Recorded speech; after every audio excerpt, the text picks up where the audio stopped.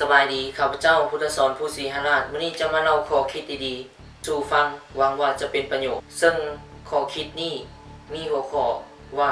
เลิกจมเท่ากับเลิกจนการที่เจ้าจมมันบ่ได้ให้ชีวิตของเจ้าดีขึ้นเลยการที่เจ้าจมมันบ่ได้ให้ชีวิตของเจ้าพัฒนาขึ้นเลยการที่เจ้าจมมันบ่ได้ให้ชีวิตของเจ้าเปลี่ยนแปลงเลยแต่ว่าการที่เจ้าจมมันกำลังกลืนกินเวลาอันมีค่าของเจ้าไปแทนที่เจ้าจะเอาเวลาจมของเจ้าไปพัฒนาสิ่งใดสิ่งหนึ่งที่สำคัญในชีวิตของเจ้าเอาเวลาจมของเจ้า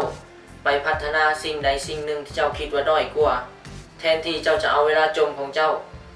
ไปอ่านหนังสือเพื่อพัฒนาความคิดพัฒนาชีวิตของเจ้าซึ่งข้าพเจ้าก็ประสบมาคือกัน2 ปีขึ้นหลังข้าพเจ้ามักในด้านการเว้าแต่ว่าข้าพเจ้าอายซึ่งข้าพเจ้าจมปักอยู่กับมันบ่ยอมหาวิธีพัฒนาตนเองซึ่งมันก็บ่ได้เฮ็ดให้ข้าพเจ้าดีขึ้นเลยต่อมาข้าพเจ้าจึงซอกวิธีเปลี่ยนแปลงก็คือฝึกทุกๆมื้อทุกๆวันฝึกเว้าอย่างสม่ำเสมอถึงบ่หลายก็ตามแต่ว่าเฮ็ดอย่างสม่ำเสมอเมื่อเวลาผ่านไป2 ปีข้าพเจ้าจึงเห็นจุดเปลี่ยนแปลงที่ว่าข้าพเจ้าฝึกมาข้าพเจ้าคิดว่ามันเป็นประโยชน์จึงมาแบ่งปันมาวันนี้ข้าพเจ้าอยากสรุปง่ายๆก็คือถ้าเจ้าบ่ฮู้ให้เจ้าศึกษาค้นคว้าหาปัญญาใหม่ๆและเวลามันเป็นสิ่งที่สำคัญอยู่ที่ว่าเจ้าจะใช้มันแบบใดขอขอบใจ